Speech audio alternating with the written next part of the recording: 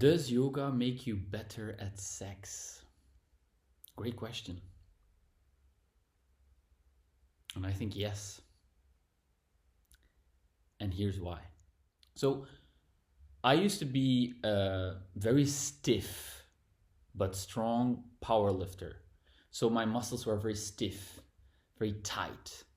And the tightness and the stiffness doesn't allow for the sexual energy to flow through you without constrictions. So the more loose and subtle and flexible you are, the easier it is for energy to flow through you, to flow through your body, to flow through your mind, to flow through your being energetically. The channels are more open, your body is more open, so the energy can flow through it more easily, which definitely increases the satisfaction you experience from connecting with another human being through a sexual act.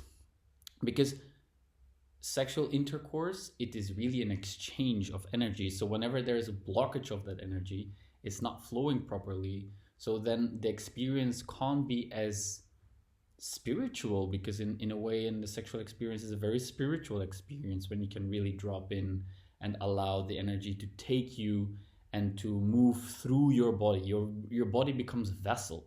And so the more open that vessel is, the easier it is to channel that energy together and really merge with this other person or multiple people if that's what you're into. So that's the first thing. The increased openness of the body allows for an more effortless flow of the energy that moves through you. Now, another part of this tense energy that gets stuck when you're tight is that it becomes almost like mechanical. You know, when the more tight you are, the more tension there is. And sex, it's a dance. It's a dynamic movement. It's not a tight practice, right? There can be a buildup of tension towards, for example, a climax. The tension builds up and you create some kind of crescendo slowly. But it's a dance. It moves. It flows. So the more sensual you can move, the more flexible you are, the more open your body is, the easier it is to play with that. It's a dance. It's a conversation you're having with the other person. You're listening, deeply listening to how they are feeling, how they're moving, what is happening inside them, what's happening inside you. And then you create a dance, you create a conversation, and you go together in that space, right? So the increased flexibility allows for also increased flexibility in the way you guide the interaction, in the way you move and flow together. There's more space, room to listen and to discover where the interaction is going. So that's one thing. Then another thing is the obviously increased stamina that you have. A solid asana practice is challenging and challenges your heart rate, challenges your breathing, challenges your fitness. So the fitter you are, the higher your stamina will be.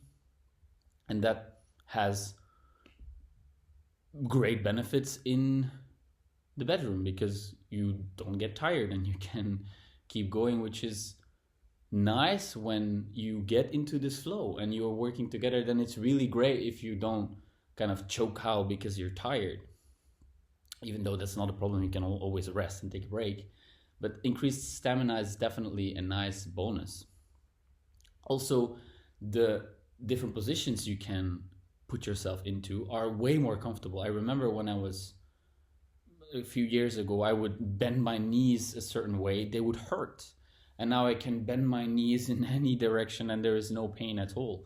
So that really allows for, again, a more fluid and dynamic interaction between the people that you have a sexual experience with. Then there's the breathing. There is the increased awareness on the breathing. You breathe more consciously, and through the breath you can harness your sexual energy way more accurately, way more consciously. So you can breathe in sexual energy and then exhale it once again, and you can start to cycle it. You can really breathe in and exhale it into your partner, and you can create this beautiful, almost like loop of sexual energy where you just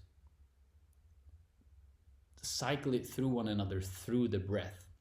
And if you're struggling with premature ejaculation, for example, as a man, then learning to control your breathing can really help to pace yourself. It can really help you to gain a better control over your involuntary processes, because the breath is connected both to the conscious and the subconscious part of the body. You can breathe subconsciously and it's happening by itself, but you can also breathe consciously.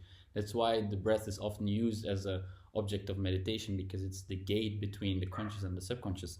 So by controlling the breath, you can also really control more of that sexual energy, and you can be way more accurate with how you're responding in your arousal levels. Like the breath is really the volume knob with which you can control the sexual energy that's present in you. So for example, if you're really getting into a very aroused state and it's very hard to hold back your orgasm, by breathing into it, by really cycling this energy through, you can really come back down and continue to engage with your partner without having to lose your erection, for example, because you orgasm prematurely, for example.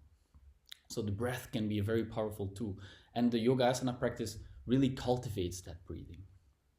Then another great benefit is just the increased body awareness. You get to know your body way more intimately if you practice yoga asana consistently, and that translate into being able to listen more deeply to yourself, to the other person. The more intimately and deeply you know your own body, the more intimately and deeply you can know the body of your partner or partners, because you know each and every little crevice. You felt every cell in your body with your mind, with your feelings. So you can go really deep. You can really listen to your own body. You can really listen to the other person. So the increased awareness is such a massive plus whenever you are having sex with someone, because it's all about listening. It's all about having a conversation with someone.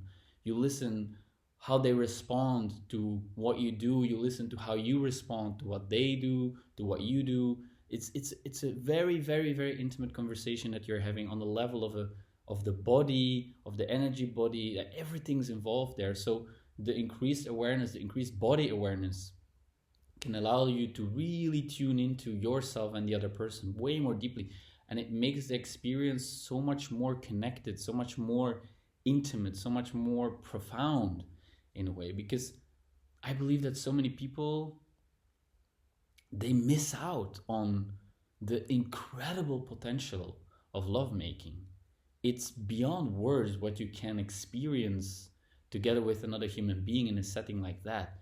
It can blow your mind if you are able to really drop into one another and really open yourself fully and cycle this energy through and move in a rhythm together and be fluid and be everything that is true in that moment. It can be so profound if you are able to really let yourself go into that fully and trust the other person to be there with you, right? And so many people, maybe they go into this intimacy for the wrong reasons, or because they think that this is what is necessary to do, or they're just two bodies rubbing against each other going towards an orgasm. But there is so much more space for you to explore the different rhythms, the different tones, the different qualities, the subtleties, the grossness. You can go really gross, as in like big movements and hard and rough and whatever, and you can go super subtle and minute and slow, and it's a big range. You can experiment with that in so many different ways, and I think it's incredibly exciting to do that. And so you can do the same in your own yoga asana practice. For example, one day you're feeling slow and maybe a bit small and stiff and vulnerable, and another day you feel strong and open and wide, and then that is true in that moment, and you can truly learn to listen to that in yourself, and then learn to listen to that in the other person, and that makes a connection so much more true, you know. And I believe that having sex with someone is a moment of truth if you allow it to be that, if you allow yourself to surrender, to be open, if there is enough trust, because trust is the basis for this openness to be present. So trusting yourself, trusting the other person is a requirement in order for you to be able to go that deep. Yeah, so one more thing, in an asana practice, there is an opening ritual, there's a short meditation, you drop into your body. Then there is the more intense physical part of the practice, and then at the end there is a closing ritual, again some short meditation, maybe some pranayama, and then the practice is finished. And by repeating that over and over again in my own daily personal practice, you can really transfer that also to lovemaking as a practice. You can have an opening ritual, a slow ritual where you connect both to the body, because if you're not in the body, if you're just in the mind, it's impossible to have a really profound connection with someone, because you're both not there. You're in the mind, you're not in the body. Lovemaking is in the body, it's in the energy, in the present moment. It's such a powerful connection to the present moment when you really drop into that bodily awareness. So there's an opening ritual, there is a dropping into the body, there is a short meditation, there is some connection with the breath, some connection with the senses, and then there is kind of like a crescendo where you can move different ways, and you can build it up and you can tone it down again, you can build it up as much as you like. You don't even have to go towards orgasm. Sex can be so much more than just 5 minutes of penetration and then an orgasm at the end. That's really not what it's about. And I think most women actually don't enjoy that whatsoever, because they don't really have the time to open up and to truly enjoy what's happening. Of course, sometimes it can be fun to make it short and spicy, but in general, it is more profound when you have the time, when you create the space, when there is time to drop into the body, to create a dance, a rhythm, a song, to make a song together, to really listen. And then at the end, you can have some kind of closing where you're both, again, coming down from the experience, where you're maybe placing a hand somewhere on the chest or on the belly and breathe together. And it really creates this very beautiful arc in the experience, and it makes it feel so profound in a way. Like, it's a very, very profound experience when you can bring that kind of tempo to your intimate encounters. So yeah, those were a few of my thoughts on how I think yoga asana can absolutely make you better at sex. And I love this topic. I think it's super, super fascinating. I would love to actually discuss this a bit more on the channel, because it's something that I very much enjoy learning about, and I would also love to hear your input on this, whether or not you think it's true or what's been your personal experience in this area. So thank you so much for watching. I hope you enjoyed this flow of consciousness today, and I'm very much looking forward to seeing you again in one of my next videos. Take care.